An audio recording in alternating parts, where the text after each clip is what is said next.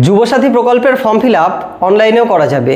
এই সম্পর্কিত একটি update West Bengal sports and youth এর ওয়েবসাইট থেকে অফিসিয়ালভাবে এসেছে এবং সেখানে বলা হয়েছে প্রথমে প্রত্যেকটি ব্লক এবং মিউনিসিপ্যালিটি অফিসে ফর্ম ফিল আপ হবে এবং তারপরে অনলাইনেও এই সুবিধা থাকবে। তার জন্য কি কি ডকুমেন্ট লাগবে আসুন অফিসিয়াল ওয়েবসাইট থেকেই দেখে নিই। 1 নম্বর আধার কার্ড, 2 নম্বর এডুকেশনাল সার্টিফিকেট অর্থাৎ মাধ্যমিক পাশের সার্টিফিকেট, 3 নম্বর ব্যাংক অ্যাকাউন্ট প্রুফ বা ব্যাংকের প্রথম পৃষ্ঠার জেরক্স, 4 নম্বর এমপ্লয়মেন্ট ব্যাংক রেজিস্ট্রেশন, যদি আপনি কোনো এমপ্লয়মেন্ট ব্যাংকে রেজিস্ট্রেশন করে থাকেন তাহলেই, যদি থাকেন তাহলে দেবেন, না হলে নয়।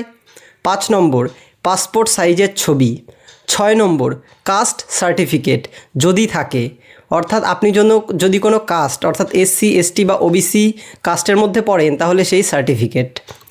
7 নম্বর রেসিডেন্সিয়াল প্রুফ, সেটা হতে পারে আপনার রেশন কার্ড, ভোটার কার্ড বা অন্য যে কোনো কার্ড। কারা এই প্রকল্পের জন্য ফর্ম ফিল আপ করতে পারবে না? 1 নম্বর রেগুলার স্টুডেন্ট, অর্থাৎ আপনি যদি এখনও কোনো রেগুলার কোর্সে ভর্তি হয়ে থাকেন তাহলে আপনি এই প্রকল্পের জন্য ফর্ম ফিল আপ করতে পারবেন না।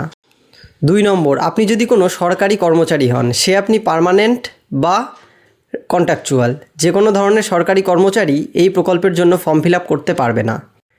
এছাড়াও যদি আপনি কোনো অন্য সরকারি ভাতা পান, যেরকম যুবশ্রী, উইডো পেনশন বা লক্ষ্মীর ভাণ্ডার, এগুলো যদি আপনি অলরেডি পেয়ে থাকেন তাহলেও আপনি এর জন্য এলিজিবল নন।